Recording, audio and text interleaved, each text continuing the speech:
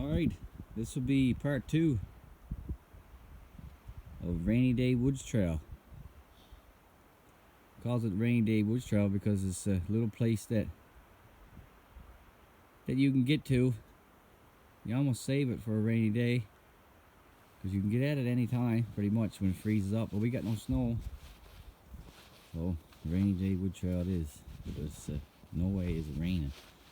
Minus fucking 15 or something the last couple of days, last week for sure.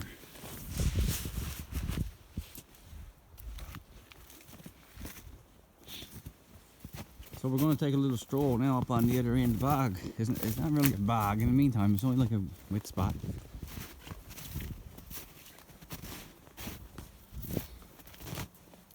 All that ridge now and all around here was cut. Like I said in the previous video, was cut probably 30, 35 years ago. The logging companies were in here. And our buddy the coyote was in here.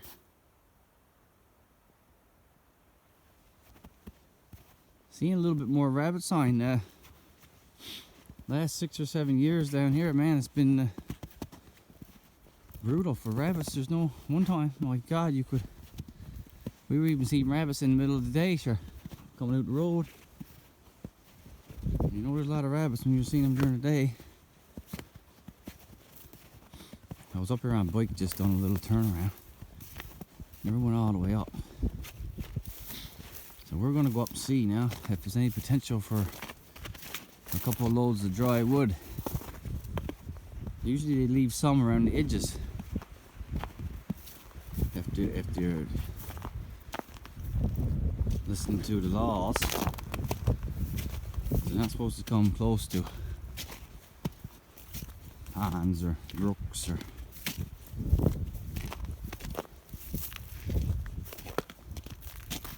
yeah, this year it's froze up excellent, but no snow. Now it's not the same for all areas of Newfoundland. The west coast is out there. You know, they got the best kind of going. They'll be on skidoo till probably May 24 weekend most times. But I wouldn't want to go that long. 2 machines down there. And I could very well just take bonnets off them and plant flowers in them. It don't concern me not one bit. I likes it, but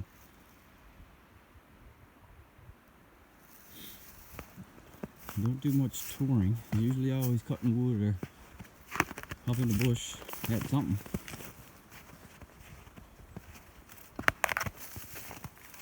Trans-Canada Trail, sure, it is beautiful, but who wants to look at 70 or 80 machines all day long trying to pass you? And people stop me, and especially with the virus and stuff now.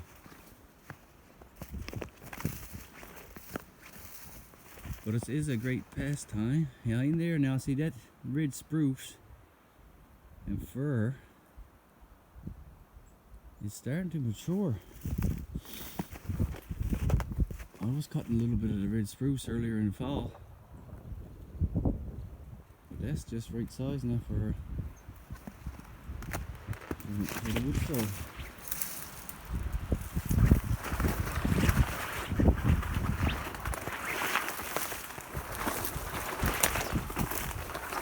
Starting to blow down already.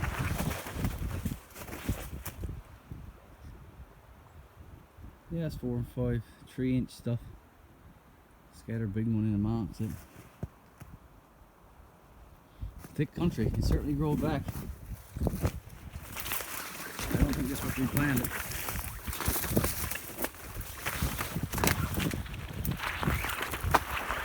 Starting to melt already.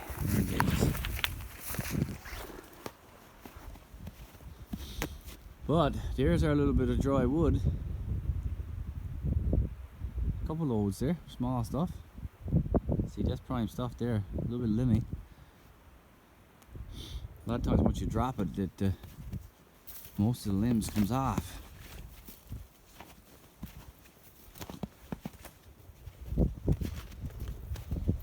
And coyote been all around here, searching for a meal.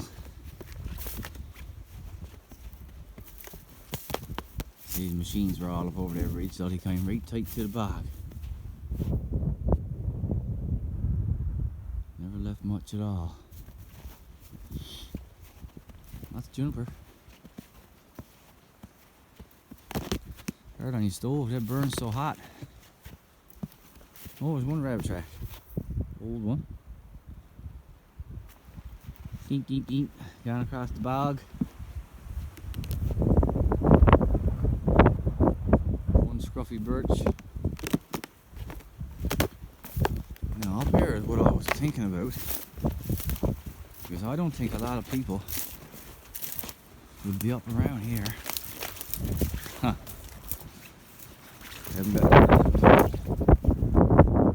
Somebody was in here a couple years ago, but look at that.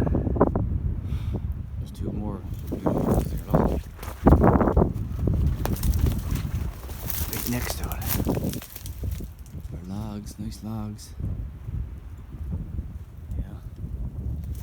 Get up here.